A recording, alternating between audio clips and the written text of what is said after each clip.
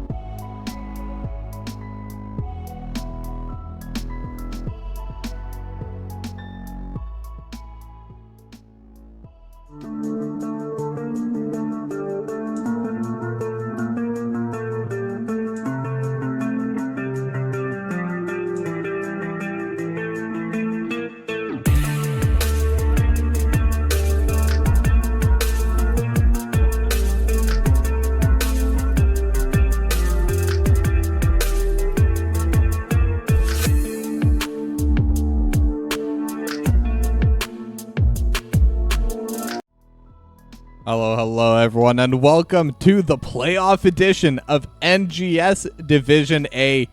Today we're going to have a pretty solid matchup between the High Inquisitors and Magnitude Epicenter. Now, first of all, let's take a look at the standings. This is where they ended up at the end of the season. And then let's wait for that to load in properly. I don't know why this thing's always broken. I might try programming my own one for next season. We'll see. I have a lot of time during the off season anyway. But yeah, it's pretty close. 27 points for the High Inquisitors and 24 points for Magnitude Epicenter. So these are two teams that have been very close in the standings together. These are two teams that have been fighting for 4th and 5th place. And here, if we look at the playoff bracket, we see them in that bottom left. That 4 and 5 seed together. And I mean, it should be a pretty good game. I mean, these two teams have been close. But there is a difference because even just by hitting that 4th seed, they do get to decide whether they first pick or map pick. And in fact, they did decide to take the map pick for the side of the High Inquisitors. And now speaking of the map picks, so forgot to actually send that in. But the bans have already come through. And we have banned Battlefield of Eternity, Tomb of the Spider Queen for the High Inquisitors. And Alterac Pass and Brax's Holdout have been banned by Magnitude Epicenter. And map number 1, a bit of a surprising one. Gonna be Sky Temple. Definitely not one that we've seen basically in a while. It's not a very common map at all. But I think that's what makes it a lot more fun. But now, I should also mention these two teams have met before, and it was a 2-0 win for the High Inquisitors. But now with that, we should be getting started shortly.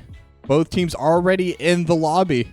But before we do, I would like to give a quick shout out to the new sponsor of this channel, HelloFresh. Click my link or use the code and get 10 free meals plus free add-ons for life. 1 item per box with active subscription. If you're in the US, outside the US, local discount will apply. Free meals apply to discount on first box. New subscribers only. Varies by plan. But we are now into the draft, and it is going to be the first draft of this best of 5. And that's going to be really exciting. I love playoff season. We get more and more games. And at the end of the day, that's what we're here for. We're here for as many games as possible. And I think that's where I was actually talking to MDC, the captain of Magnitude Epicenter, before this cast started. Casters love it when it's close here. It's where it goes to all 5 games neck and neck the whole time. Players hate that, though, because, I mean, you want to just be able to win. You want to show you're the best. But that's going to be somewhere where we disagree. But the bans have already started coming through. The Dahaka going to get banned away first by Magnitude Epicenter. And the Stitch is going to get banned by the High Inquisitors. But it should be pretty fun here. But, oh yeah, I should also start a prediction. Hey, that might be fun. But yeah, no other bans have come out quite yet. ETC is going to be the next one. And it is just going to be 2 tanks banned away so far in this game. Now, the Stitches ban does make a lot of sense. On Sky Temple especially has a lot of value. And this is one of those maps that it's pretty... it's kind of a pacifist map. There's a lot you can do just by having zone control, just by having area control, and just having the waves shoved in. You don't need to fight on this map if you don't have to. If you're able to control that vertical middle line, just being able to control the temples, you do not need to go into the enemy zone. You don't need to go into the enemy area at all. And that is usually going to be enough. But now Murden. Gonna be the first pick locked in for Bones, as we do see the Garrosh being the final ban for the High Inquisitors. And I am kind of interested about the Murden pick. It does open up quite a bit of possibility. Murden in general has a pretty versatile playstyle. Just having that Dwarf Toss jump really opens up a lot of different angles that they can play from. Could play aggressively, can kind of play to peel. It's slow cooldown. The repositioning is always going to be nice. And is super high HP, which... just by nature of that, makes Murden very good at zone control. But you know who's even better than that? Joanna for Sir Noble, as Vala's also going to get locked in for Killer Fairy. Now, Joanna specifically is probably the best zone control tank in the entire game. Has the Iron Skin to prevent any kind of crowd control, has the Condemn, just everything is AoE about Joanna. So if there's an area you want to walk into and Joanna's there, it does get pretty difficult. As Gul'dan going to get locked in for Delta Sniper and Chen for MDC. Now, the Chen specifically is an interesting pick. Wandering Keg is probably the single best zoning ability in the entire game. Horrify for Gul'dan as well is going to be pretty good. Really, both of the heroics for Gul'dan are very good for zone control. But the Wandering Keg is going to be able to displace any of the other heroes on the side of the High Inquisitors. For example, if MDC is able to get onto Killer Fairy, it can just completely push them back all the way into the enemy team. And doesn't matter how many vaults you have, there's just no getting away from that Keg. Now, next set of bans is coming through, and it is going to be the Kerosene ban on the side of the High Inquisitors and the Ragnaros ban by Magnitude Epicenter. Now, Ragnaros, again, because it's Sky Temple, it's a very big macro map. That lava wave from Ragnaros can really bring a lot of control onto this map, can bring a lot of control just in general around everything that's going on. Having those waves pushed in passively, having that passive damage come through from the minions. Because of the lasers coming from the temples, every little bit of damage adds up, because that's one less laser that's needed for that specific structure, and one more laser that can go into a deeper, more important structure.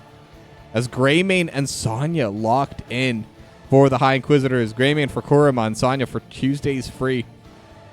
This is a very, very high damage team composition from the High Inquisitors. And I was saying you don't have to fight, but at the same time, they most definitely can fight. And it does seem to be more of a team fight composition locked in from the High Inquisitors. Killer Fairy is going to be able to scale super well on that Vala. Greymane always deals a billion damage just by the nature of being Greymane. And then Sonya, assuming it is that leap and not the Wrath of the Berserker, can also follow up on those team fights, can follow up with that damage. Just really, really solid pick if their objective is to just get on the back line. But now, last two picks for Magnitude Epicenter are going to be the Cassia for Clownface and Uther for Mac Daddio. Mac Daddio loves that Uther.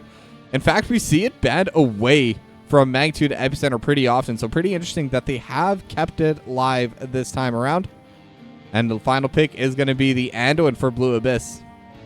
Now, the Anduin's a pretty interesting pick. Assuming it is going to be that Light Bomb combo, probably Sonya's the best bet for that. Joanna can't really make that distance unless they go Falling Sword, but that's typically not the most common one. But either way, we got the drafts done. We got the games ready. So let's head into game number 1.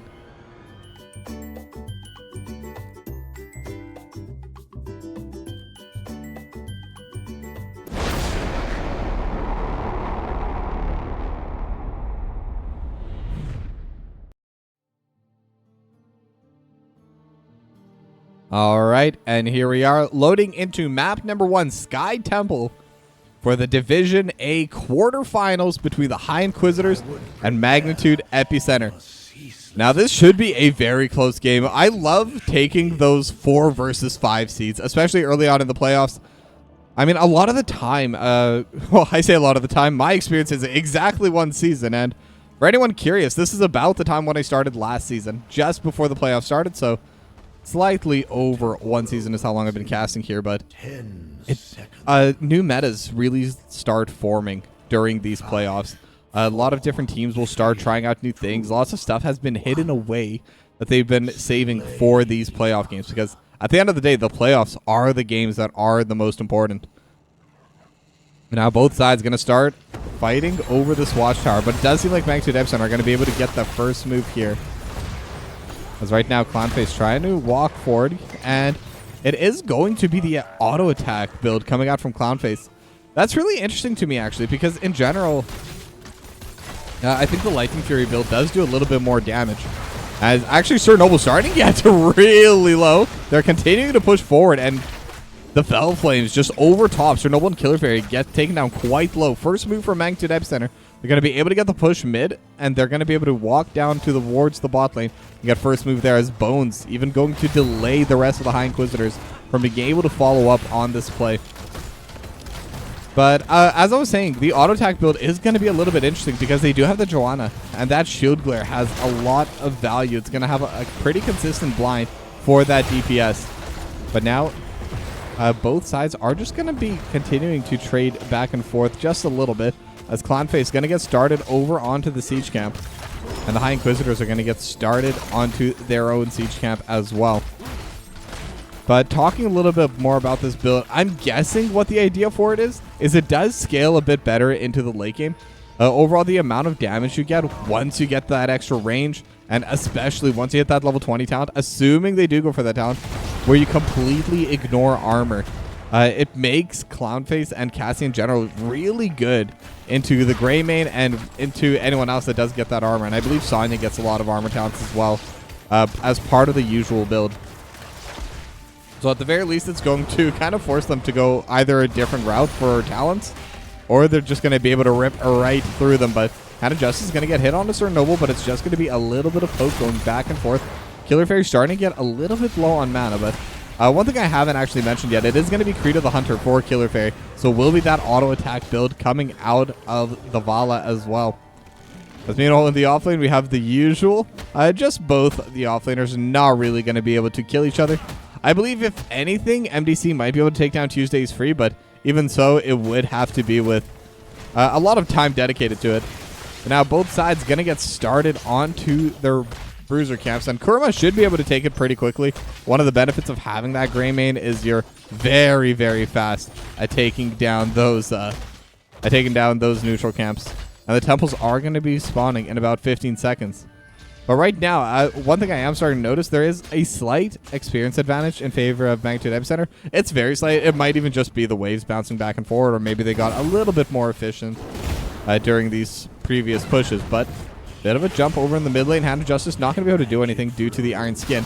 But now in the top lane, that's where the push is starting to come through. It's 3v3 up here. They're looking for maybe a fight, but neither side is going to be going aggressive. And as they say that, Magdadio coming into the back line. They found Killer Fairy, but no follow-up going to be ready yet.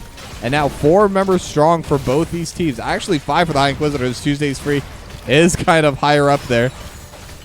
And the Condemn able to pull back Magdadio and Bones, just trying to keep the two pseudo frontliners away from each other.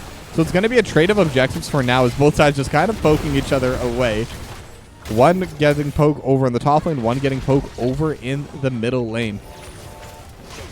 But it doesn't seem like either of these teams is really going to contest it. The final 5 lasers going to come through there, and the final 5 lasers going to come through here. So overall, just going to be an even trade. Neither side really wanting to be the aggressor. Neither side wants to get those fights going, as we do have the 50 auto attacks done by Killer Fairy for now, which will get a little bit more damage from those Condemn stacks. And now a little bit of poke once again coming through, but like I always say, Sky Temple, definitely more of a macro-centered map. And the fighting is always going to be kind of started by the team that feels they either have the better position or they feel that they are further behind. As Killer Fairy taking a lot of damage from the Corruption and Fell Flame. Delta Sniper getting a lot of poke down, but Killer Fairy has faith in Blue Abyss and is just walking forward, getting autos off. And when you're just trading autos like that, when you're just trading a little bit of poke, if Killer Fairy is able to get those auto attacks off, it is definitely in favor of the Vala, getting those stacks, getting that damage further and further ahead. It does take some time to scale up when you're playing that Vala, but once you do scale up, oh boy, is the damage real. Especially once that Mana Core comes up. Assuming that not too many stacks from the Gambit are lost, Bones is going to be absolute paper in front of Killer Fairy. And now Noble walking forward, actually getting stunned, but will be able to just back away for now. But a couple of Fell Flames are starting to hit onto the structures. And like I said, this map, even getting these small amounts of poke onto the structures matters a lot. But now they're looking for Sir Noble, starting to get decently low. Same with Korma and Killer Fairy, as the Corruption actually dealing so much damage into the back line. But 5.5 minutes in, first blood still not going to be coming through for either of these two teams. But this bot lane wall getting taken down by Magnitude Epicenter. This is really big for them. And especially if they're able to keep control over this bottom temple. I believe even with the regular shots that they have right now, they should be able to finish off this bottom fort. And the next structure that's going to get hit by the lasers will be that middle fort as well. So if they're able to take control here, they should be able to get a lot of value out of this. 2 full forts in their hands as level 10's finally going to come through for Magnitude Epicenter, but will be matched immediately by the High Inquisitors. So this should be a pretty close fight. I think this is something that the High Inquisitors, they do need to go forward. And Sir Noble is going to be there already. Busted Shield is going to be the heroic, and now they're going to be able to use the Light Bomb and the leap over to the backline, but the D-Shield gonna be there for Delta Sniper, but Sir Noble actually going to be able to get the kill, and with the Iron Skins, going to be able to back away. That Horrify actually puts Sir Noble in the perfect spot to take down Delta Sniper, and they will be able to retake the zone. And I think it's really important that the High Inquisitors are able to do that for themselves. They've already lost the bottom fort. They will still be on the losing end of this trade overall. They did get first blood for themselves, and they are going to have a little bit of an advantage in terms of experience, but it's not going to be enough to combat the fact that they've lost their bottom fort.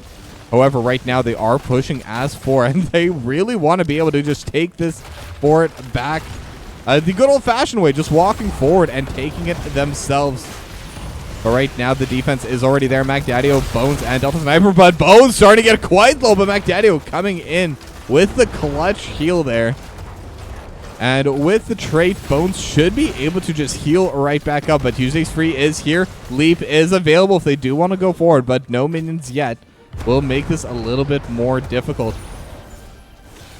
But it seems they really want to try forcing the issue here, just taking this fort, taking this objective. But the Corruption doing so much damage, and now Tuesday's Free might have gone a little bit too deep. They have the Hand of Justice, and the Horrify lands on all 5. They already have 2. Kurama now going to be in the front line, hit by all the Corruptions. Light Bomb not going to land onto anyone, and the Wandering Keg just going to keep Kurama in the wrong area and will go down. Clownface still chasing on a Blue Abyss, but the Chastise will land, and that will most likely end that fight. But that's a 3-0 in favor of Magnitude Epicenter, and now they can take the boss for themselves. And during all of this, the Bruiser camp is pushing in the top side. This is a massive victory for Magnitude Epicenter. But now Sir Noble going to walk forward, but as a solo Joanna, there's no way that they're going to be able to steal this. There's going to be no way they can contest this, and it's going to be the boss going the way of Magnitude Epicenter. And while they're here, they may as well also take the siege camp.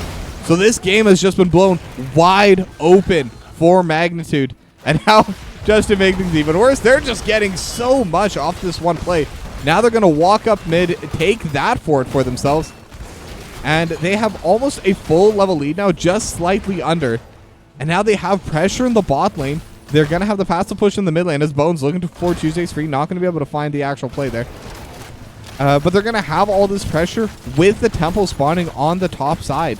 So this is going to make the High Inquisitors late for the next objective. This is going to mean that they're going to have a little bit of time. Oh, never mind. There's temple on the bottom. So not going to talk too much about that then. But right now, because of how Sky Temple works, they never need to cross this vertical line. They can just stand here, slowly push it through as MDC, even going to be standing over on the bot side.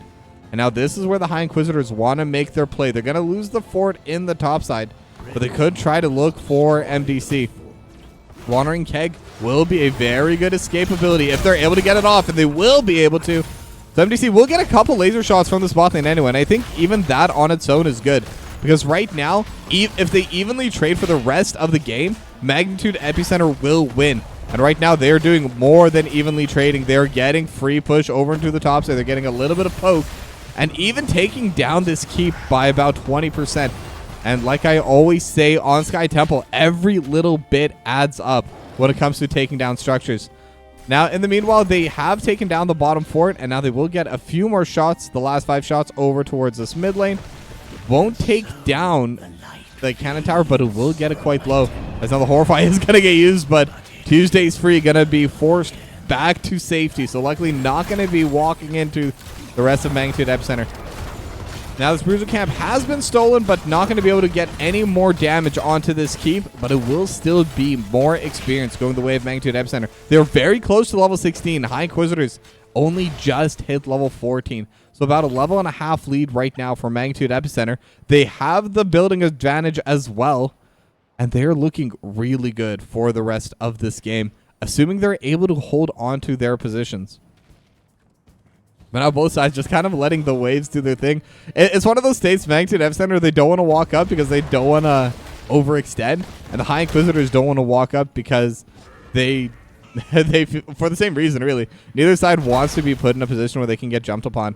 But right now, Magnitude Epicenter, they could be looking for the play. It's going to be on to Sir Noble, so it might be the hardest target, and with the Iron Skin, going to be safe. As Delta Sniper trying to get a little bit of poke onto Killer Fairy. And I should mention, the Killer Fairy did go down in the last team fight, so that is going to be minus 5% attack speed from that Gambit. Still has 20% bonus attack speed, plus the 2% of the Hatred stack. Sorry, I was calling them Condemned stack, so I'm like, that can't be right. But yeah, we'll still get that 2% extra. Now they're looking forward. They're throwing out the Stormbolt. It's Blue Abyss. Takes every single dot from that Corruption. So Delta Sniper getting a lot of value onto Blue Abyss. And now the next two temples are going to be spawning in about 20 seconds, and they will be spawning over into this top side. And level 16 talents are there for Magnitude Epicenters. And I like what the High Inquisitors are doing. They're kind of trying to get in the way just to prevent Magnitude Epicenter from being able to freely walk in and freely do whatever they want. But what the advantage is from that is that they're going to be able to just in general prevent the they're going to slow down what Magnitude Epicenter wants to do, and now they're going to start contesting it. Sir Noble is going to be here, but it is kind of 45. Stormbolt does land on a Killer Fairy. Could have been a good target, but the Leap of Faith is going to be their Rain of Vengeance as well, just splitting the fight up. Right now, Magnitude Epicenter, because of their passive push, they can just send all 5 members together. They don't need to worry about the other temples. As long as they can have full control over one, eventually this will result in them winning the game. And now the Chen is going forward. MDC just trying to zone everyone away with the Wandering Keg. It is just going to be Sir Noble alone, but Sir Noble now going to be onto the point. Condemn lands onto 3 and leave it to the backline. Rain of Vengeance, and now they have the G-Shield already, though. So Clownface still auto-tag for free. Tuesday's free, gonna be pretty low, but we'll be able to back away with 200 HP. Another Condemn coming out of Sir Noble, and now Sir Noble is a target along with Blue Abyss, so they're able to take down this healer, but they're not going to be able to. And in fact, they're going to be able to take Mac Daddio first. Got Sir Noble going to get traded next. It's a 1-for-1 so far, but Mac Daddio still going to be able to heal them while they're fighting. But this was a 4v5, as now Bones looking towards Killer Fairy, and Stormbolt not even needed. MDC going to be able to turn that into a 2-for-1. And that entire time, Delta Sniper's on the top side, just letting the structure deal the damage, just letting the temples hit onto those keeps. Top lane keep is gone. Mid lane keep is gone. The bot lane wall is gone, already at just a bit over half HP. And because it was a 2-for-1, now Magnitude Epicenter, they can take the Sand Golem. They can take this boss, and that should be enough to take the final keep and maybe even the game. Now, Mac Daddio is going to be up and about, well, it's going to be up now. And with the mount, might be able to get there in time for this push. It will be 5-on-5, and it will be even talent tiers. So High Inquisitors, they can definitely defend here. They can definitely fight here. But it is going to be difficult into the Sand Golem. As now both sides are just starting to group up. They do have the stun on it to Rain of Vengeance as well. They're able to take down Bones. And that's really going to help a lot. That's going to be able to at least defend their base. But Killer Fairy actually going to get taken down there. All the damage coming on top as the leap and the light bomb. They're going to be able to take one more. So it's a 2-for-1. But now they have the Hand of Justice. And it does seem like the High Inquisitors will be able to defend for now. At the very least, they're not going to lose the game, but they will lose their third and final keep. Any of these lasers are now going to be targeting onto the core. But one important thing to note for this map, there is a shield onto these cores. So the High Inquisitors, they can allow Magnitude Epicenter to get a little bit of damage onto their core before it actually does anything lasting. And at the same time, because of that, it means they're going to need more and more laser shots. They're going to need more and more time on these temples before they get permanent damage onto that core. But level 20 going to get hit right now as the waves are still pushing in. High Inquisitors, this is such a difficult map to play when you're this far behind in terms of structures. Even once the talents are going to get evened out, once both sides have level 20s, there's still going to be huge passive push in the mid lane and in the top lane right now. The forts are still available, but Sir Noble going to get a little bit of damage onto this one. Might not be enough to take it down, but now Sir Noble going to have to back away, but was able to take away a few of these laser shots off of their core.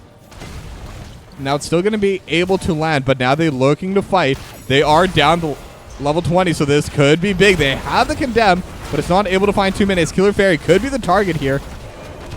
And the Horrify gonna split up the fight, but they have the cleanse coming through. As now Bones gonna pop the Aftershock Condemn, lands onto 3, leave it to the back line, and Light Bomb will land onto 2. McDaniel's starting to get low, but the D-Shield is gonna get thrown out, and MDC still trying to fight onto the back line, but the real fight's gonna be happening over here. Fuse Ace Freeze just trying to stand onto the point, will get taken down first. It's a 1-for-0 as Killer Fairy burning to the Corruption, and Bones trying to follow up, not gonna be able to. As in the meanwhile, Sir Noble will get taken down onto the point itself, and this could be the final march for Magnitude Epicenter. They still have MDC shooting the lasers onto the core, and now look at these waves. Triple cannon there, Bruiser camp there, and the rest of Magnitude Epicenter, they're gonna start walking forward, and they're looking to end the game. Blue Abyss gonna dodge onto the Stormbolt, but it won't matter. Magnitude Epicenter, they do it, and they win game number 1.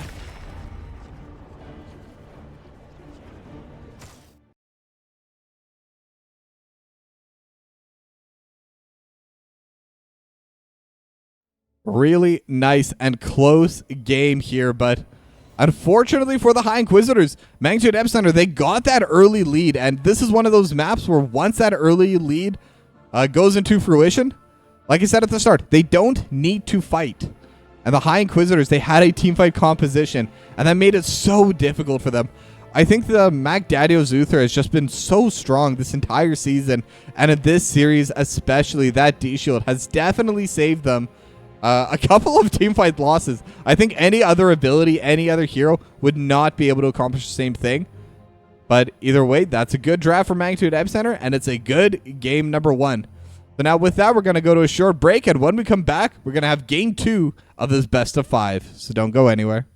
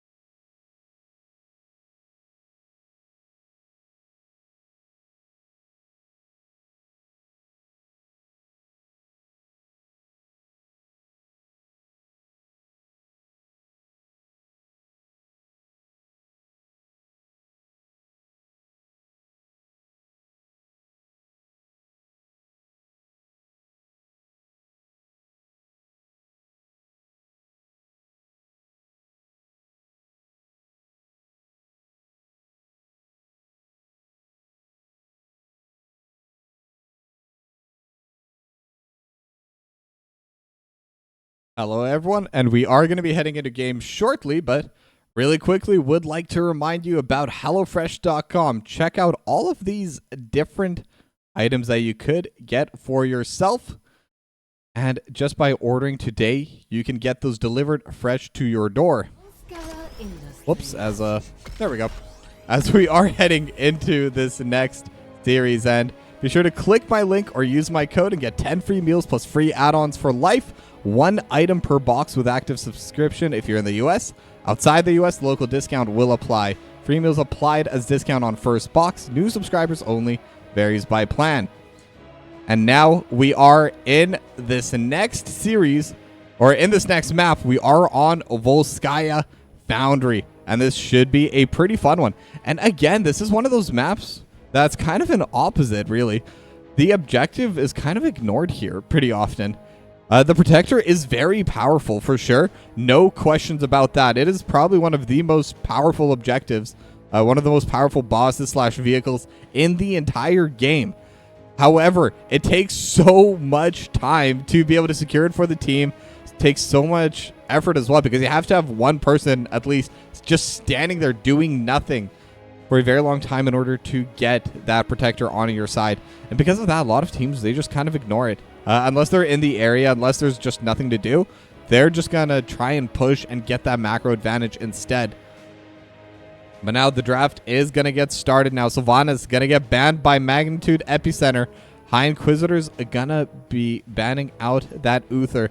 And I think the Uther makes a lot of sense. I mean, Mac Daddio has been playing it phenomenally this entire season. Oh, as I totally forgot to do the predictions. Let's get that going again. And I mean, even in that game over on Sky Temple, I think the Uther was that specific pick with that Divine Shield just preventing the teamfight composition from the High Inquisitors to really be able to open up their massive combo onto Magnitude Epicenter. Whoever they were targeting, that's who got de-shielded. They were able to even keep Mac Daddio stunned up, but if you give even a quarter of a second, even just a little bit of time, Mac Daddio will be able to self-shield, heal themselves and everyone else back up. And that just makes the rest of the game so much harder to play. But now the draft is, or the bans are going to be already done, with Gul'dan getting banned away by the High Inquisitors. And this time the Joanna will be banned by Magnitude Epicenter. They do not want Sir Noble to be able to play that a second time. That's Chromie going to be the first pick for Delta Sniper. And then Stukov and Zul'jin locked in for the High Inquisitors. And what's interesting about this as well is it's going to be Stukov for Killer Fairy and Zul'jin for Blue Abyss. So there will be a little bit of role swap happening in this game too. But as I'm sure all of you know, in Heroes of the Storm, most players can play most roles. And having the ability to swap specific picks, being able to swap specific roles during games is really important and is genuinely a pretty big boon to a lot of players. But one thing that I guess I'm starting to notice now, 2 of the bans from game 1, the Stitches and the Karazim, both going to get locked in the first phase for Magnitude Epicenter. Stitch is going to be played by Bones and Karazim for Mac Daddio. This is going to be a lot of damage. It's going to be a lot of pressure because, again, those hooks, if you're ever able to land them, that will be just kind of the worst thing ever to deal with. And Stukov doesn't have a cleanse. There's no real way of canceling it. Zul'jin has a Taz Dingo to maybe survive a little bit later, assuming they don't immediately burst him down before the Taz Dingo can even come out. But I really like the Stitches pick so far. And the most common tank you wouldn't want to deal with is going to be the Joanna. The second one is going to be the Garrosh. But both have been banned away already by Magnitude Epicenter. So this is going to be an absolutely fantastic Stitches game, at least on paper looking at the draft. What is interesting is the High Inquisitors have banned away Azmodan. And I believe Azmodan is going to get buffed up on this next patch, but has not been buffed yet. So, I mean, it's still a decent pick. It's still something that can definitely take down structures. But I'm just kind of wondering why they decided to ban that away. But instead of talking about bans, let's talk about the picks. And Nubrak going to get locked in for Sir Noble, and the Lunara going to get locked in for Kurama. And I actually do like the Nubrak as well. Nubrak's a very solid counter to the Stitches, able to just throw out all of the little scarabs that Stitches is basically going to accidentally hook instead. And then on top of that, can also use that burrow charge that does give that unstoppable to the Anubrak. to kind of be able to desync it, to prevent the hook from actually repositioning Chernobyl. As Chen going to get played again by MDC, really liking that pick. And Zagara going to get locked in for Clownface if I'm still hopefully not mispronouncing that, but I probably am. We'll figure it out during the offseason when I play Heart of the Swarm. But pretty solid team comp right now for Magnitude Epicenter. I believe Zagara is going to be more of that auto-attacking build. We're going to have to see, as the final pick will be the Maiev for Jaws, going to be able to pull back the Chromie. The Carry team especially is going to struggle a little bit with that. I think it will be more difficult to play, but again, doesn't really matter. What does matter is we're heading into game number 2.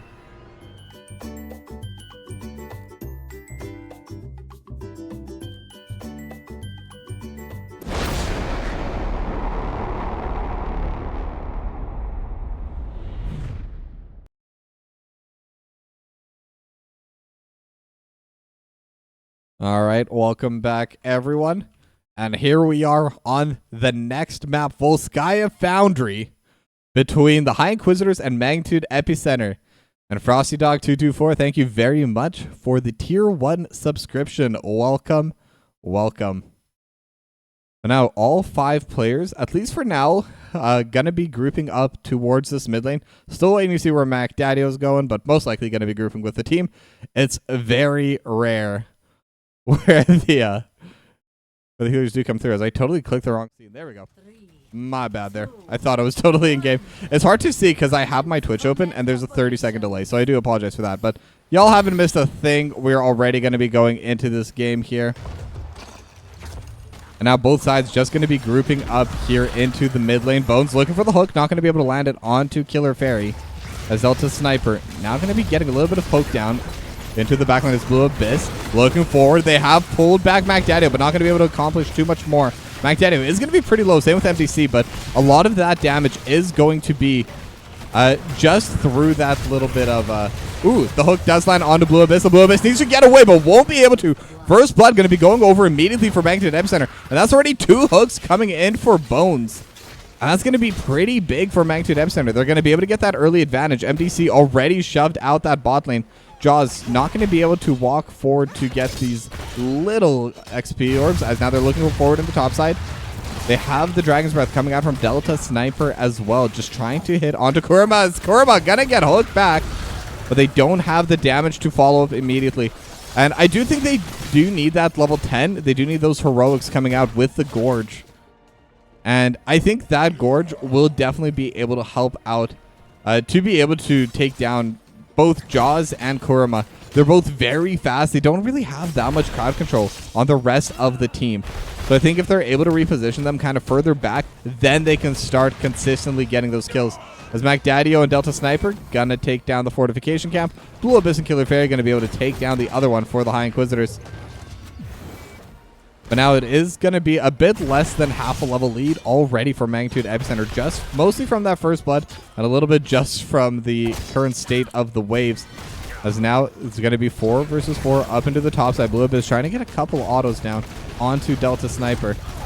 And now the hook is going to land, and it's onto Killer Fairy, but now the Bro Charge is going to land onto 2. Blue Abyss starting to get pretty low as well, but does have the healing symbiote going through. And they will be healthy again. Jaws trying to pull back Bones and will be able to with the Arbor Bind, but not going to be able to get anyone super squishy into a bad spot. But Blue Abyss is going to get hooked back again and will go down. Was at least able to get that turret thrown out before going down. So at least that's not going to be given over. But it is going to be that 2-0 in favor of Magnitude Epicenter now. As, again, just the Dragon's Breath going out over top onto these structures. Delta Sniper's getting so much damage there.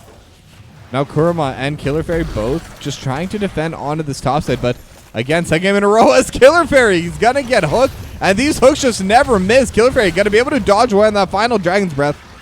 But again, just the amount of pressure Bones has been able to apply this game is absolutely insane. These hooks do not miss right now. That's going to be a really good spot to be in for Magnitude Epicenter. Now MDC is still going to be holding onto this mid side, as the Biotic Emitter is still available, but that is the only neutral objective still up on the map. Unless we got this control point that, let's be honest, a lot of players are really don't until later on into the game, or when is convenient. And now MacDaddio gonna get spotted out by Kurama as I heard the hook. Did not see where it went. Did not land this time around. As now Bones gonna get pushed further back. They have the time trap, unfortunately. And now they're gonna have the silence. They're gonna have the impales, but it does go slightly wide. So Bones will be able to just back away. I believe MacDaddio might have been able to just keep Bones healthy anyway. But definitely a good look for the High Inquisitors. They managed to get a little bit of pressure back onto the map. Now Kurama getting punched down by MacDaddio a little bit. And that's the fun part about Karazim, especially once you get those later talents. Karazim becomes a legitimate damage threat as well. Probably the only one from the healer role in this entire game. But of course, it is very difficult to try and play that Karazim to its maximum effectiveness. And if you're in a bad spot, if you get taken down, it will make it so much more difficult for the rest of your team.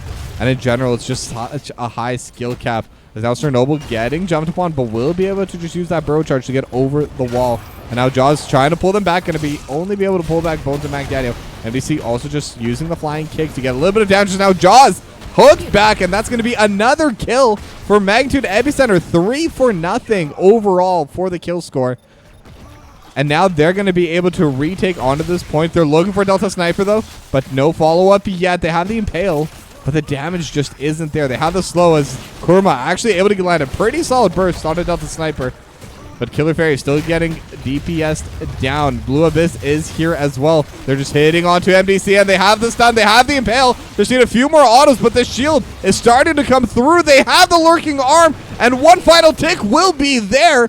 And actually also managed to drink from the fountain just before going down. So that's also going to be on cooldown. Just another small win, but Kurama going to get hooked back. They have the Lurking Arm, but it doesn't matter. MacDaddio going to be able to get the kill. And now they are trading the DPS a little bit back and forth. Chernobyl still has cooldowns, not going to be able to go in. Overtime has already been done, and it looks like the High Inquisitors, despite being down 4-1, will be able to get the first Protector in their name. And I think that's going to be a big opportunity for them to try and get some damage on these structures, trying to get some lead, as Jaws just barely able to dodge away onto the hook.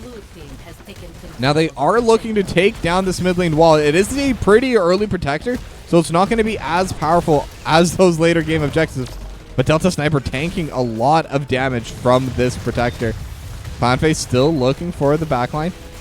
Just trying to push this top wave out. Now the Protector is going to go down here, but at the very least, they're able to get something for themselves.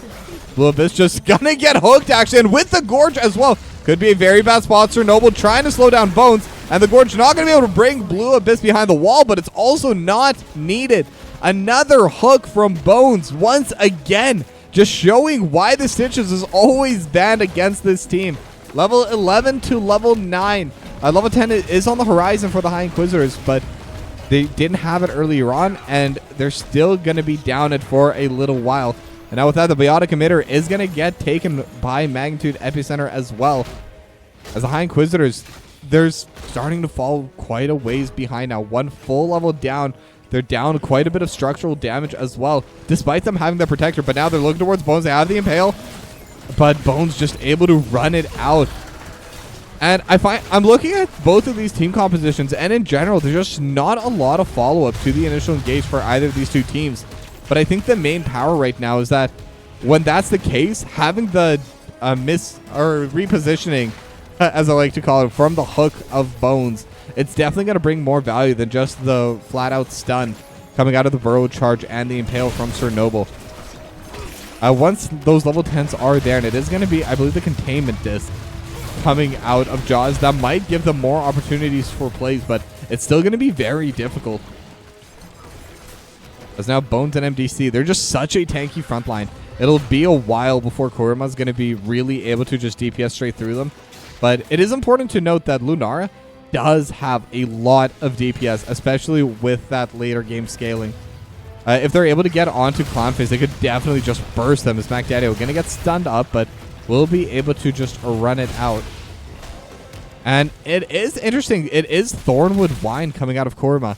So it's not going to be that Leap Strike. As Chernobyl going to get hooked back, but immediately going to be able to use the Hardened Carapace. Not going to take too much damage from it. But again, MDC just able to get a little bit of a push over to the bot lane, and is now going to... I thought was going to interrupt Jaws from going to the bot lane, so not too much experience is going to get missed there, but the time trap is going to land onto Sir Noble. But no follow-up there. But now Kurama going to get gorged up. Wandering Keg used as well. And this Wandering Keg is just keeping any defense from coming through. And Kurama is going to go down. And the hook almost lands onto Sir Noble as well. And again, Bones just able to get so many plays done on this Stitches. Now walking forward, they have been able to find Delta Sniper. Has the stasis. And Jaws looking for someone to hook back. They managed to get Mac Daddio. Do they have the damage, though? But no, they don't. But they do have is the hook for Blue Abyss. But the swipes from Killer Fairy going to be able to prevent that from turning into a kill. As Clownface going to be able to take down the fortification camp. Sir Noble is here as well, though. And might be a little bit too far up. But with the Burrow Charge, going to be able to back away. The hook does get tanked by one of the little scarabs. And that is why you do like to pick that Anubrak into the Stitches. Right now, the Stitches definitely coming out on top. Another Stranglewood Vine just coming through from Kurama. It does give a little bit of DPS, and it does give a little bit of clear. But now they have Jaws, Umbral Bind. Delta Sniper is into the backline. Bro Charge not going to be able to land. And now the slowing sands are there. Mac Daddio starting to get in a pretty bad spot as well. And has the hand.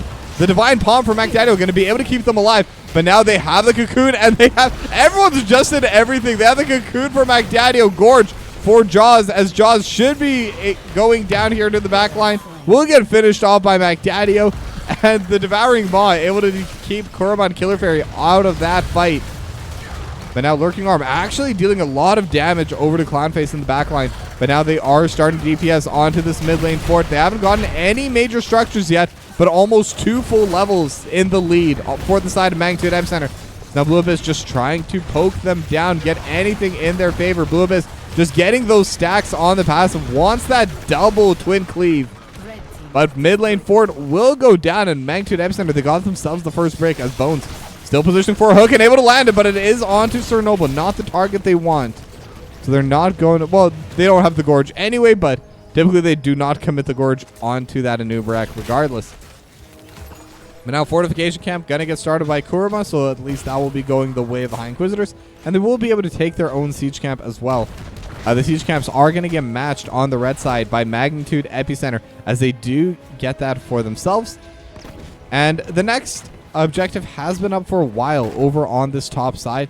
Neither side has really been playing towards it. Bones getting a little bit of a push over on the top side, just somewhat of a split push coming out from the main tank, as Bones looking for the hook, not going to be able to land it, but it's trying to walk up, just trying to get the Gorge immediately, but they're not letting it happen. They're actually getting a lot of damage onto Bones because of that, and that will be pretty big for them. Now Mac Daddio is going to be able to come in with the healing, and Bones will be able to start playing aggressive again, as another hook not going to land. Stranglewood Vine again just used to clear away, but now the Wandering Keg is going to be there. Kurama going to get gorged up from it, and I believe that should be a kill going over to Magnitude Epicenter, and that's going to be another turret not getting used. Devouring Maw has hit. Do they have any follow-up? The swipe is going to be there from Killer Fairy to prevent any kind of follow-up, as now Sir Noble able to get a stun onto Bones as well, but MDC looking for the backline. Flying kick on a Blue Abyss, and they're actually going forward. But it seems like it's just for zoning purposes as they take down the fort. The hook does land on a Sir Noble, but again, not the target they want. But I think they're in a pretty good spot right now, where even if they do hook the main tank of the High Inquisitors, it doesn't allow an engagement to happen for the High Inquisitors. It's basically just going to be a full reset that Magnitude Epicenter they don't have to commit onto at all. And now with this, they're able to continue pushing into this top side. They're getting a lot of value here as another hook almost lands on the Blue Abyss. Narrowly dodged with that range. But this entire top lane wall is starting to get really low.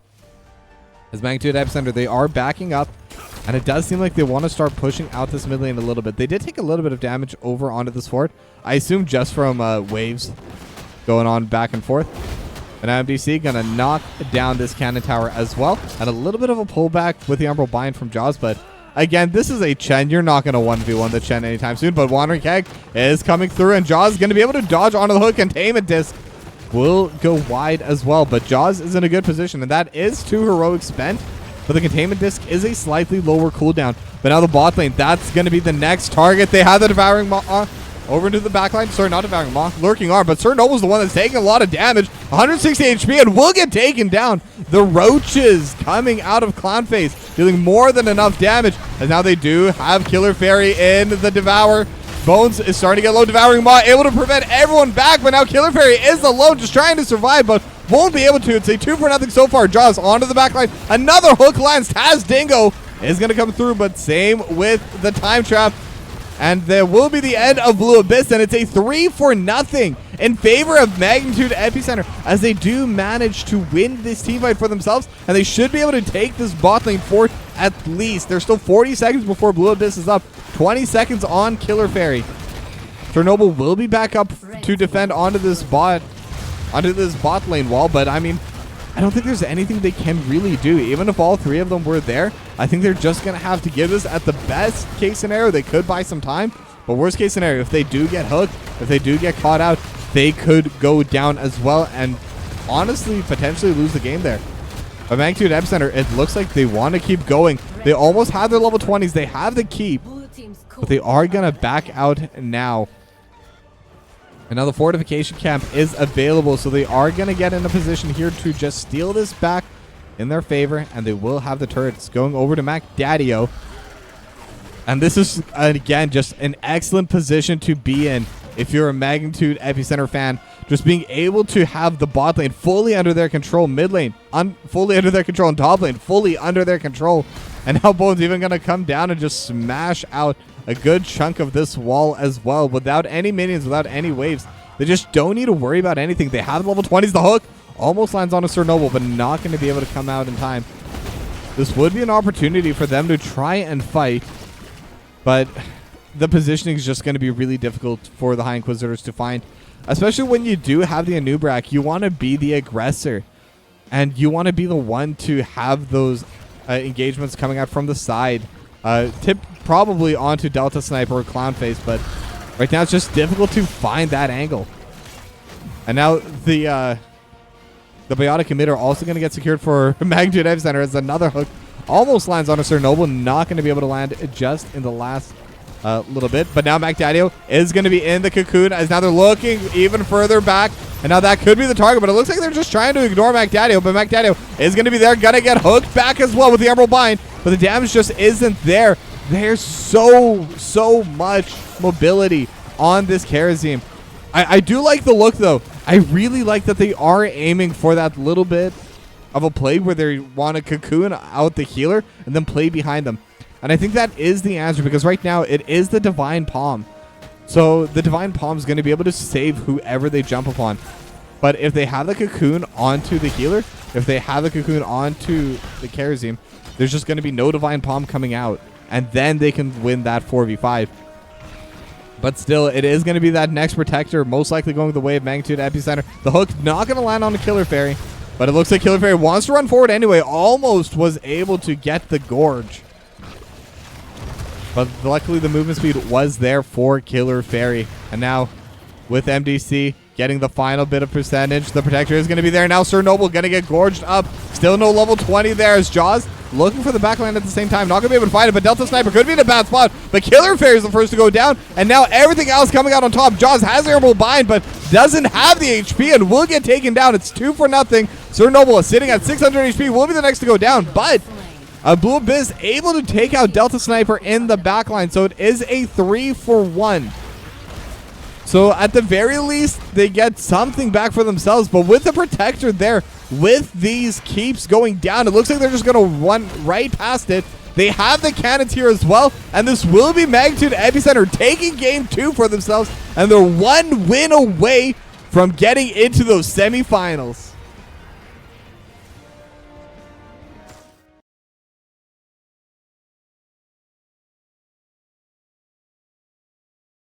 And again, another snowballing map that also goes the way of Magnitude Epicenter. And I mean, for game number 2, I don't think anyone will argue against this. Bones is the MVP. There's a reason why the Stitches is constantly banned against them. And I mean, it was such a good Stitches. So many clutch hooks early on. A lot of clutch gorges in the mid game. And then by that point, they snowballed it to victory. Now, this is a best of 5, so we're not done yet. We're going to go to a short break, and when we come back, it'll be a possible final game between High Inquisitors and Magnitude Epicenter. So don't go anywhere.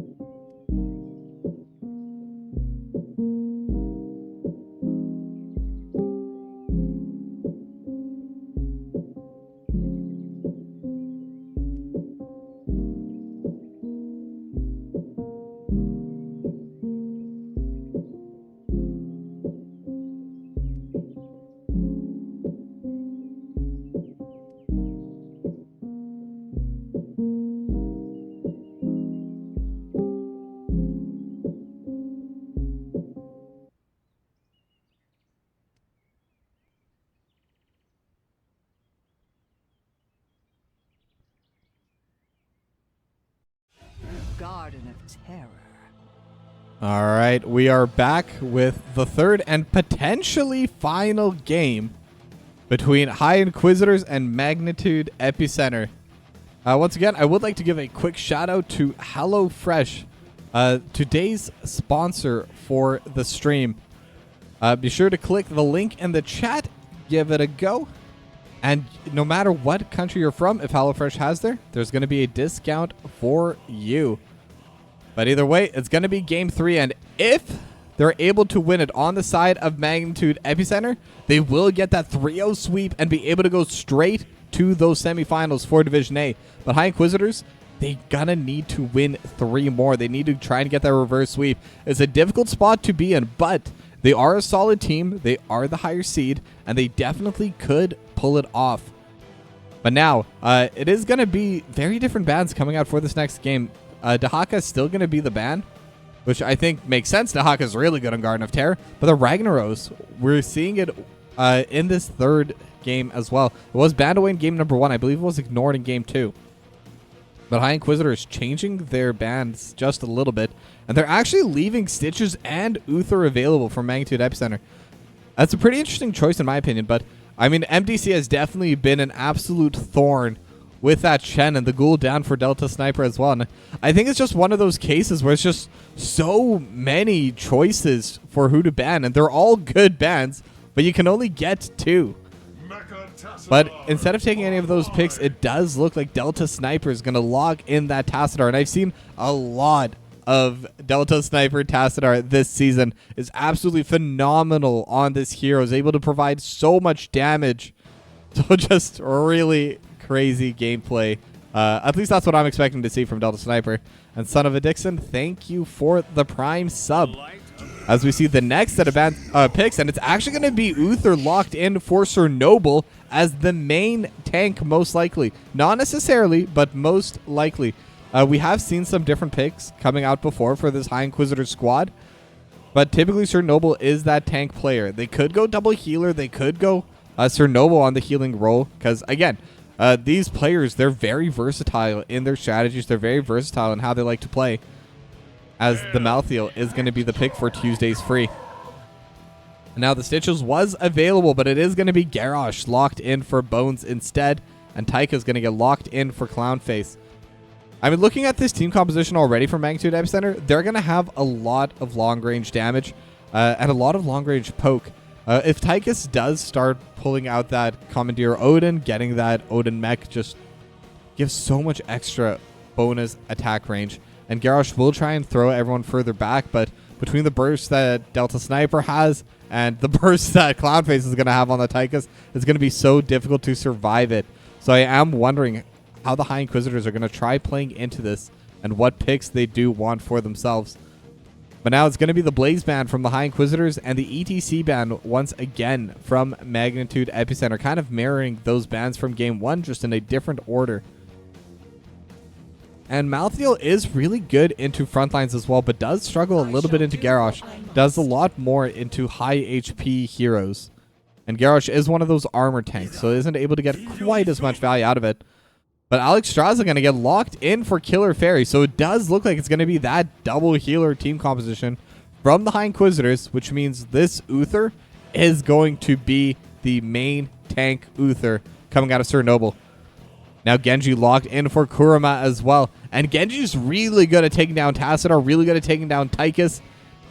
So that will be able to add quite a bit of extra threat towards the backline of Magnitude Epicenter.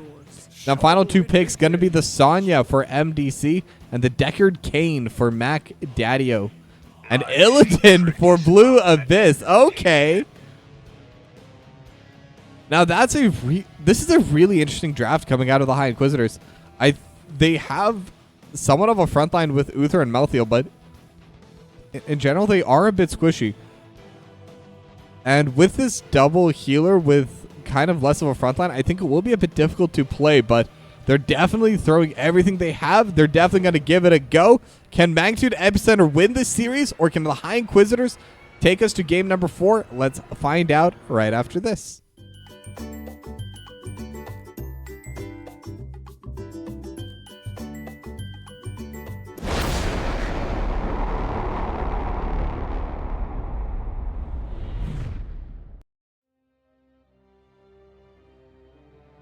All right, and here we are loaded into map number 3, Garden of Terror, as we immediately head into a pause.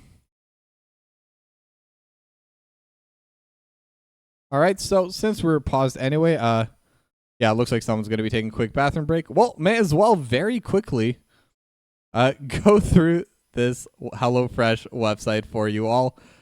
It does look like it's just going to be a quick bio break, so this is not going to be a long time here. But these are some of the meals that you can take home with you today. And by take home, I mean have delivered straight to your door. And I've used HelloFresh many a time. I subscribe, unsubscribe. Depending on how everything else is going in my life, they have a very flexible schedule. Sometimes you can pause if you know you can't have a box that week. Sometimes you can just cancel the subscription for now. And they're always ready to have you back. And the quality of HelloFresh is really, really good. And it's pretty convenient to use as well. So the way it arrives is you're going to have this one bag that's going to have everything you need for the one meal. And you're going to have recipe cards that are going to be able to show you exactly how to cook it. Step-by-step instructions with pictures. Everything's pre-packaged for you. So all you got to do, just follow the steps and get going. There's a lot of fun recipes here. Spicy and sweet soy glazed pork. This looks like something I would definitely take. And a lot of these are quite healthy. And I think this is a great product for people that kind of want to try something new for their kitchen, kind of want to try some new recipes for themselves. There's a lot of good ideas there. There's a lot of really interesting flavors. And I've even learned a couple of basic cooking techniques just from HelloFresh in the past. That's why I'm really happy to be able to say that they are the sponsor of today's stream. They are the sponsor of this channel. And I'm really proud to be a HelloFresh partner. But with that, it looks like the players are ready again. So let's head right back into the game. And we didn't really miss too much here anyway. We are just going to be getting right back to where we want to be, to where we need to be. But looking at these drafts, I will say I definitely do have to give the draft advantage over to Magnitude Epicenter. I think this is going to be really difficult to play for the High Inquisitors, especially if they fall behind. Illidan will definitely be strong later on, has the unending hatred. So this is going to be that infinite scaling build coming out of Blue Abyss. I needed to check who's playing what, because these players have definitely just been changing their positions. Which, all good. I actually think it's a ton of fun when players just kind of play whatever role they want, when they're able to just kind of constantly swap between roles, depending on the heroes that they want to play and the style they want to play them in. But if they're able to get a decent amount of stacks, if they're able to get to the late game, this Illidan will be very powerful. Blue Abyss should be able to just basically delete Clownface and Delta Sniper off the map as Bones. Gonna get stunned up, and now they have the Scroll of Sealing, but Tuesday's Free gonna get jumped back instead. And Sir Noble will be able to survive as well. Both of them taking down decently low, especially Sir Noble. But with the double healer, they will be able to get back up to a pretty healthy state fairly quickly. So not too much threat happening there. As Bones once again able to land the Groundbreaker. Scroll of Sealing. Actually, it is going to be the permanent damage build. As Sir Noble gets thrown into the back line and is the main tank, kind of, but is definitely still squishier than a lot of those main tanks that we do see. From the ETC, the Garrosh, Joanna, Diablo, etc., etc. With the double healer, I think that's kind of the idea. They want to be able to just out-heal the damage that's coming out from Magnitude Epicenter. So this is going to be pretty difficult for them, because Magnitude Epicenter, I think they might even have more than enough burst damage just to be able to take down Sir Noble before any of the healing can come through. But either way, Blue Abyss going to be able to take out the siege camp early on. The bot side one has already been taken by Magnitude Epicenter. Sir Noble just trying to push out here, but Bones is getting in position for the siege camp, but they're not going to be able to get in position to contest on it. Just going to be watching it for now as Bones kind of gets stunned up just before they're able to throw Sir Noble into the backline. Groundbreaker once again going to land on the Killer Fairy. As they are just trying to get a little bit of poke damage back. Kurama just throwing those shuriken over onto Bones. Definitely needs a little bit of time to really take down this Garrosh end. it's only going to slow down because, I mean, as we know, this Garrosh gets tanker as they go, but now Sir Noble going to get thrown into the back line. The healing not going to be able to come out in time, and that's going to be first blood going the way of Magnitude Epicenter. And I believe that's 3 games in a row they've been able to get this first blood in their hands. There's another Scroll of Sealing going to be able to land. Get those 5 stacks already. At 15, they're going to have the armor reduction as well. So Mac Daddy going to really increase the burst damage coming out of Bones. And now Kurama going to get thrown into the backline, but we'll be able to back away. But another Scroll of Sealing lands onto Killer Fairy. As MacDaddy walks a little bit forward. This could be an opportunity, actually. Blue Abyss is here as well. They are jumping onto MacDaddy, but again, into the fray from Bones is going to be there. And with a Scroll of Sealing, they're actually going to trade back onto Kurama. So it started off as a good play for the High Inquisitors. Just going to turn into another pickoff for Magnitude Epicenter. Now the Bruiser Camp is shoving out in this bottom lane, but MDC already going to be there alone with the Bruiser Camp in the top lane. The wall is already almost taken down as the seeds are going to start getting gathered here. The first one is going to be here in this bottom side. Sir Noble just trying to keep the Bruiser Camp pushed in. And it doesn't look like they really want to contest this so much. They just want to buy some time. As Sir Noble could be in a bad spot. Groundbreaker not going to be able to land, but Clownface just trying to get a little bit of auto attack damage onto Sir Noble. Sir Noble might have been walking a little bit too far. Bone's going to throw Sir Noble back. And Sir Noble is in a terrible position and should be going down here. As Magnitude Epicenter are going to be able to get the 3rd kill for themselves, and they're going to be able to get the seed. And now with the Shockray landing, Delta Sniper, by the way, I haven't mentioned it yet. In the past, I've seen Delta Sniper play this pick, and it's typically the Shockray build. But this time, it is going to be the Psionic Storm build coming out with the Psi Fusion and the Psionic Echo. So it's going to have a lot more AoE damage, going to have a lot more consistent damage coming through. As now, once again, they're pinging onto the bot side, but it is 3v4. As Sir Noble will be able to join in now, but already almost a full level advantage in favor of Magnitude Epicenter. And they are just slowly but surely pushing in every single wave. They're getting little advantages that are really starting to add up at this point. Tuesday's Free and Killer Fairy going to be in the area as well. But now, High Inquisitors, they know they would need to make an aggressive play, and they're getting started. They're looking towards Clownface, but they're not going to be able to find it quite yet. Delta Sniper might be the next pickoff. But again, the Scroll of Sealing and Bones is already here. Going to be able to prevent any kind of aggressive play. Right now, the fight is still going forward onto the Siege Camp. Bones still going to be in a good spot. Just trying to stand onto the backline. Blue Abyss onto Delta Sniper in the backline. Just needs a couple more autos. One more. And that will be the first kill going the way of the High Inquisitors. And now Clownface also going to get taken down. They do manage to take the Siege Camp as well. As Bones starting to get pretty low. But Mac Daddy-O is there. Will be able to keep them healed up. And they did steal the Siege Camp over on the top side as well. MDC was able to get that in the meanwhile. But that's a 2-for-0 with a stolen camp for the High Inquisitors. And they're able to bring this game at least slightly more back into their favor. They're no longer as far behind. And that's going to be a lot of stacks going the way of Blue Abyss as well. So this is going to bring a lot of threat potential onto this Illidan. Now Blue Abyss looking to take away the Siege Camp. And this is where things could get a little bit dicey. Level 10 is now available for Magnitude Epicenter. And Blue Abyss just trying to trade with the MDC. Not going to be able to. And the rest of Magnitude Epicenter, they're on their way up as well. Well, Sir Noble just going to back away. As Bones could be looking for Kurama here, but not going to be able to find him. And that will be it. Level 10 is about to come through. And there it is. The High Inquisitors, they have their heroics as well, so they're now tied with their talents. As Tuesday's Free backs away from MDC as well. Was definitely looking for a potential play over in that top side. And it is going to be the stay a while and listen coming out from Mac Daddy-O. But now Chernobyl going to get hit into the backline, trying to stay healed up. Has the stun, but just not able to survive long enough. Kurama actually going to be kept pretty safe by that force wall. But it's still going to be a 1 kill going over to Magnitude Epicenter. And now they're going to start pushing through this mid wave. And they're getting a lot of damage done. They've already taken down this wall. And again, they don't have Sir Noble here for the tank. They don't have any frontline here at all. But what they do have is Blue Abyss threatening the bot lane at the same time. Now the next seed is going to be spawning shortly. And they are tied on towers, but they're not tied in positioning. Magnitude Epicenter should be able to take this one pretty freely. As Bones even keeping Kurama away to prevent any kind of delay. But at the very least, there is a bit of a push happening over on the top side. So the High Inquisitors will be able to at least get something going their way. It's going to be a little bit of miss soak. However, MDC will still be able to get at least half of it in their favor.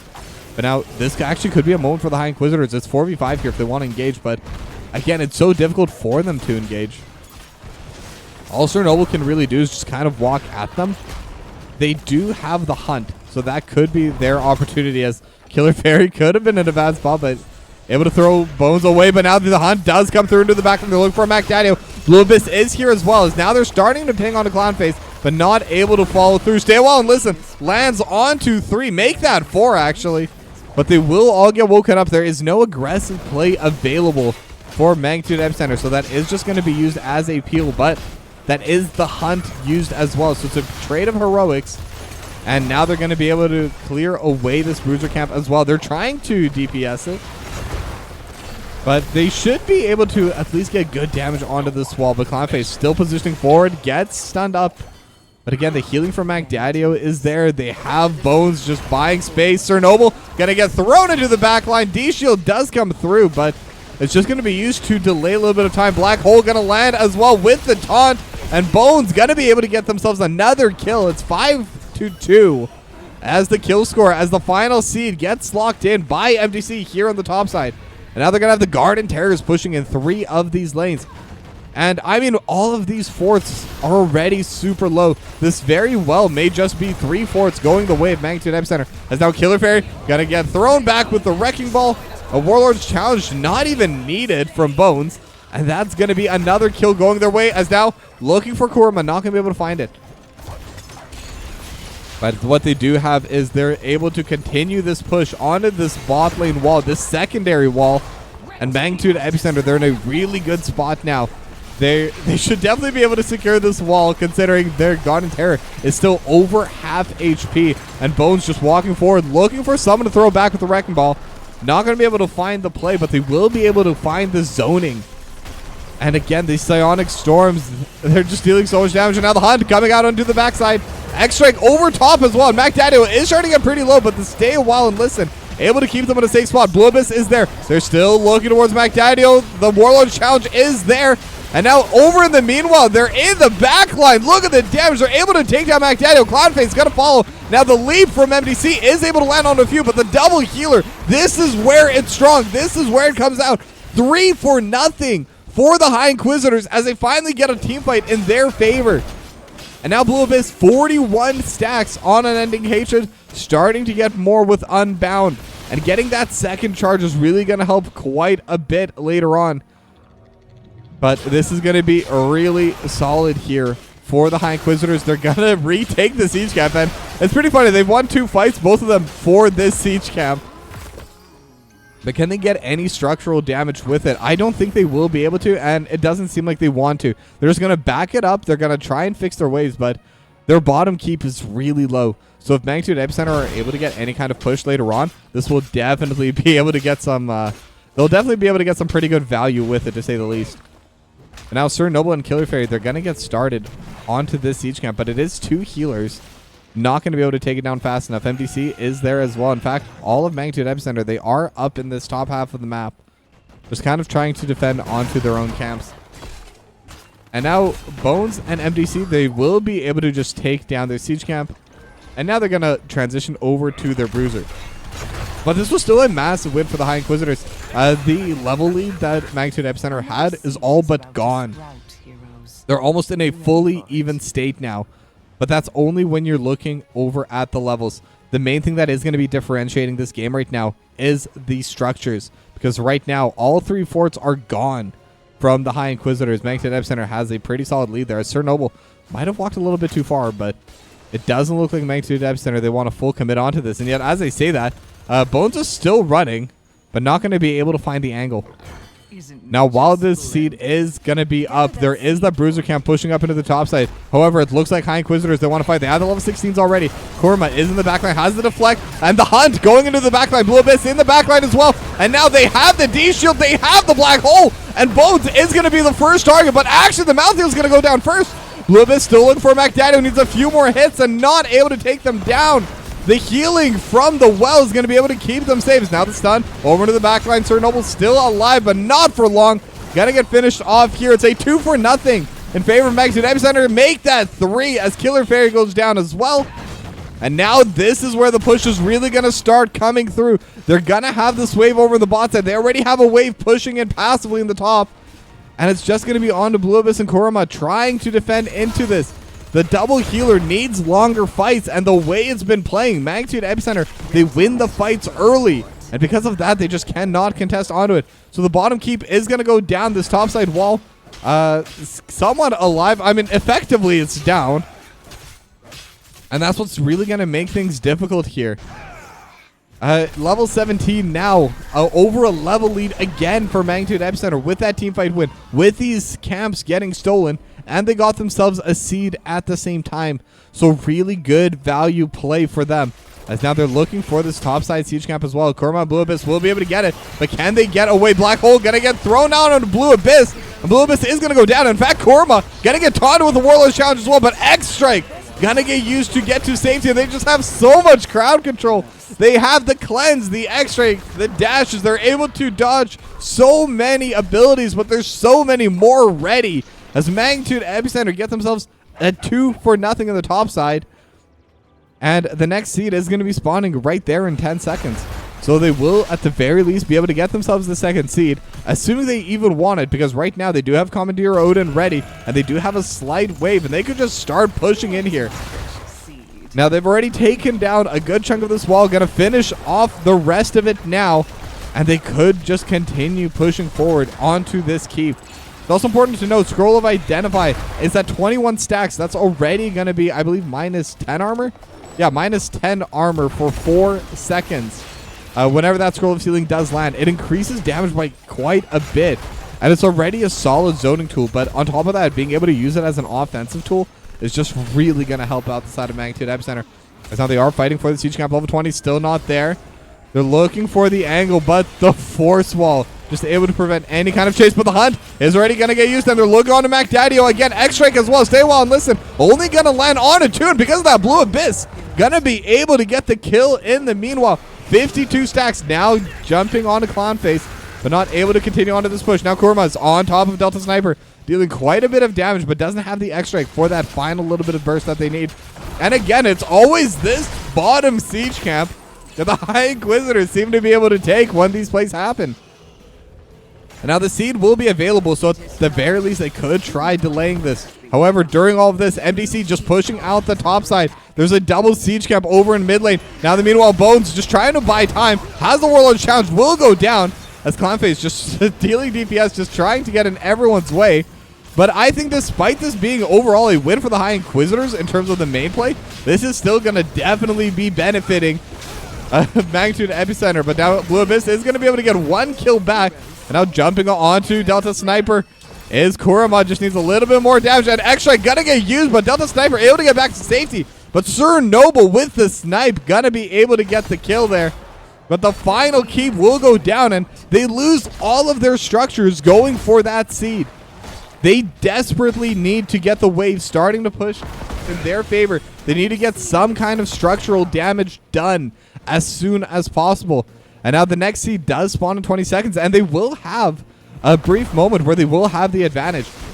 They will be able to take this bruising camp for themselves as well, and that will definitely buy themselves a little bit of time. But it's still going to be difficult for them. MacDaddy just throwing out that Scroll of Sealing, trying to scout them out onto the bruising camp. Level 20 is now going to be hit by both teams. So this will be able to help quite a bit, and it's actually going to be Bolt of the Storm, that little blink coming out for the Illidan.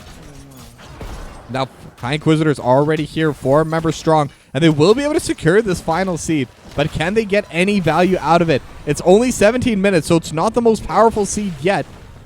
But we've said it before. I'll say it again. They need to get some structures gone. If they can take at least some of the forts, that will already be pretty big. And now they're looking on a Clownface. They have the hunt as well, but they will be able to stay safe and to stay well. And listen, with the Black Hole, they're able to find 4. But they have the AoE coming out from the D-Shield. And now Tuesday's free, looking for Bones. Bones are starting at pretty low. Same with Cloudface, but Kurama going to be the first to go down. Tuesday's Free will be able to take Bones down, but Cloudface is going to walk forward and will be able to take down Tuesday's Free. Will get traded back. So it's a 2-for-2 for now. As Mac Daddy and MDC, they are both still decently low, but they are just going to back away and start pushing out these waves instead. MDC looking for Sir Noble. And the hunt is going to be down for 15 more seconds. Sir Noble just trying to survive. Blue Abyss is here as well. And that could be the damage they need. But the leap over to the backline dealing more than enough damage. Blue Abyss still going on to Mac Daddy, who just needs a couple more hits. And that will be another kill. And now Blue Abyss chasing on a Delta Sniper. Going to turn back to face MDC. And they should have more than enough damage. 58 stacks. Look at those autos coming out from Blue Abyss, dealing so much damage to MDC. And they're slowly but surely just stacking up. And that's a 4-for-3. They got the mid lane fort. They're not going to be able to take down bot, but they do have the opportunity to rotate top. So this is going to be a pretty good position for the High Inquisitors to be in. They will be able to fix some of these pressure issues that they've been having across the lanes. And 61 stacks of unending hatred. 61 bonus auto attack damage. I mean, let's take a look at that. 323. That's like 20%.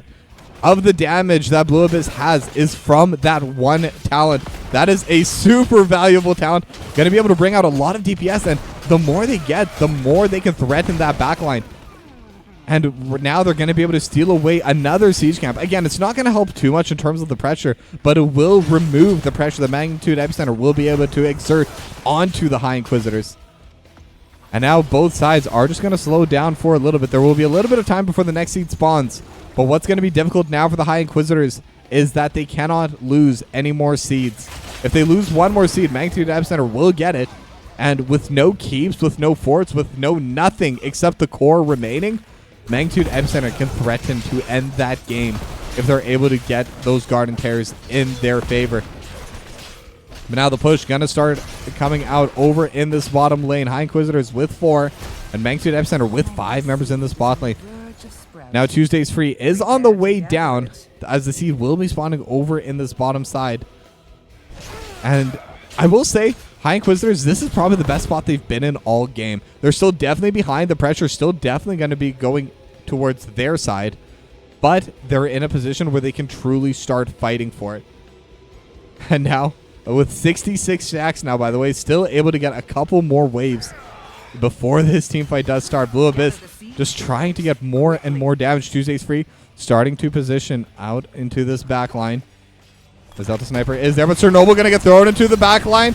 Is going to get thrown back and will immediately go down. But now they have the hunt into the back line, but they have the leap as well. Black hole. Blue Abyss not able to find anyone. And the Warlord's challenge as well. Blue Abyss still trying to survive, but MDC will have more than enough damage. MDC will get traded back, but it's a 4-for-1 in favor of Magnitude Epicenter, and that should be it. Magnitude Epicenter, they should be able to end this game off the back of that team fight, and they have done it. They will be going to the semifinals, and they will be able to 3-0 sweep the High Inquisitors away from Div A. Now, Big Red Button has already come through. Maybe Kurama can do some magic, but it's definitely going to be difficult. This is a pretty powerful core, but it's a pretty powerful team on the side of Magnitude Epicenter. Now Bones going to throw Kurama back, and Scroll of Sealing even is going to land, but again, this is more than enough pressure. This is more than enough waves coming through as well. And Magnitude Epicenter with the 3-0, they are going to the semifinals.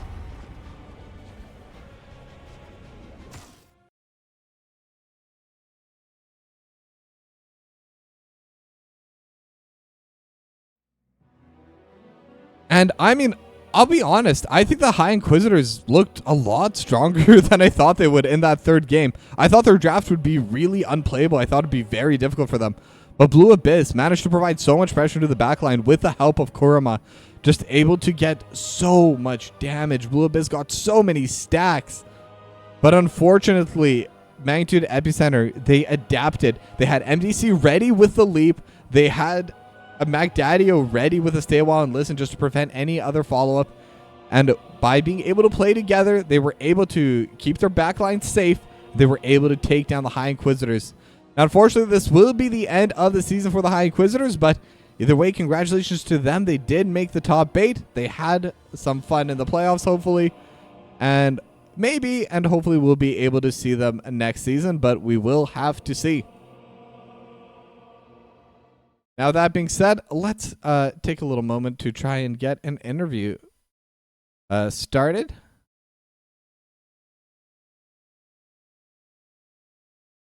Ta-da. I forgot how to spell.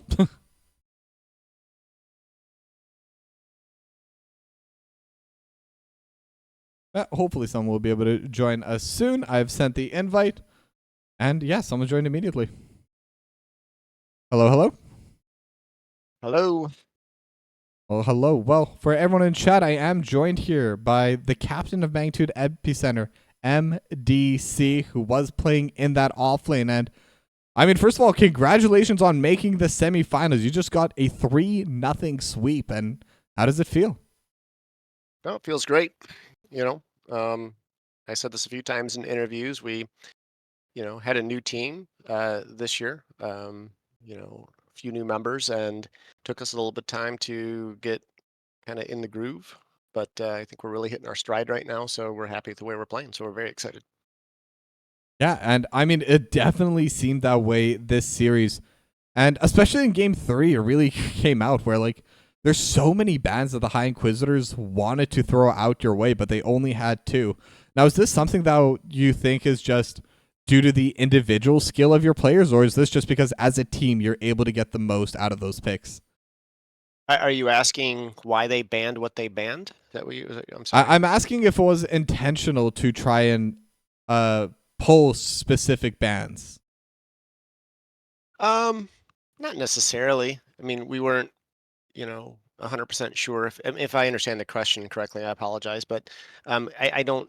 I mean, from our standpoint, we definitely wanted to, we'd seen that they'd, banned out the rag, and oftentimes you'll play garden, you'll get a macro push team that, can be challenging if you don't pick the right hero. So we took out the rag, and we weren't really sure what they were going to pull out. So we just went pretty traditional, I suppose, and we got some comfort picks and worked out just fine.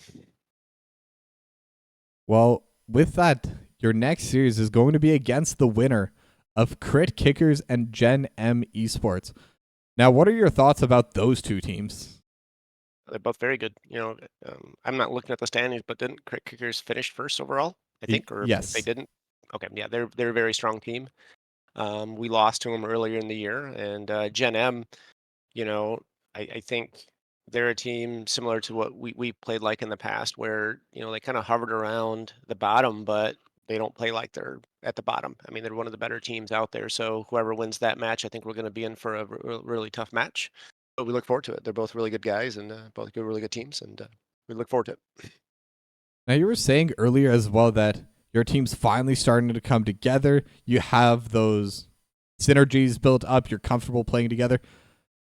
Do you think you have a solid shot at going all the way through these playoffs with all that?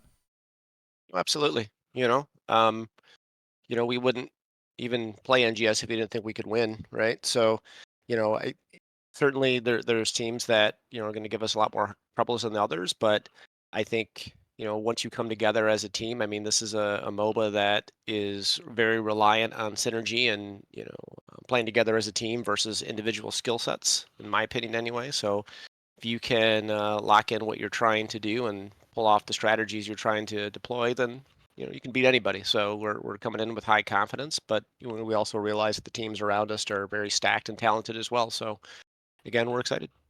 Awesome. Now, it's maybe a bit early to ask this question, but like you said, you finally started building those synergies. Is this a team that you think you'll be able to bring with you to the next season? I certainly hope so. It's always a challenge, not because there's any dynamics within the team that are off. It's more just people run into real life. People have kids, people have jobs, people have, life outside of this game for obvious reasons. So sometimes the schedules don't align, but in a perfect world, I mean, certainly we would keep the same 5, because the longer you can play together, I think the better you get and the more fun, the game still becomes. So, this game's been out for what, 10 years now? I think they just had the anniversaries coming up, and you know, I still, as well as the other guys, still play regularly and have a blast playing the game. So hopefully we can stay together. All right. And my final question, is there any shout outs you'd like to give? Anything you'd like to say to all your fans out there? Just, you know, um, I don't really have any. I have kind of little burned out tonight. Sorry, Toki. My It's a interview. best of five. I don't blame you at I, all. I probably should have sent in one of the other boys, but the shout out. I would just always. It's repetitive, but it's important to have not just a strong five, but it's great to have subs on the team. I mean, we regularly have people out, so Fig especially is constantly in here, and I'm hopefully he was watching. Well, I hope he wasn't watching part of the last game because I guarantee he's going to yell at me and everyone else for not picking up potions. But that's awesome. Which I did miss some pretty obvious ones in that one, but that's cool. But yeah, I think again it's been a long season, but a good one, and we had ups and downs and some challenges throughout, and I think we're at a high point right now. So it's the best you can ask for, and actually, I will give one last shout out. I'll give a shout out to Punk, and Punk runs Magnitude, and we've got a few teams underneath that banner right now, and he does a great job keeping everybody trucking along. He's always there to play, and his team's doing well this season as well. So, just a shout out to the Magnitude and the whole organization and Punk for putting it together. So we appreciate the time and ability to hang out and play. So there you have it. All right. Well, thank you very much for coming to this interview, and congratulations on making top 4. Have yourself a good night. Yep. GG's. Thank you. And with that, we will be ending our stream here as well. And I am live basically every single day this week. Wednesday, I do have my other...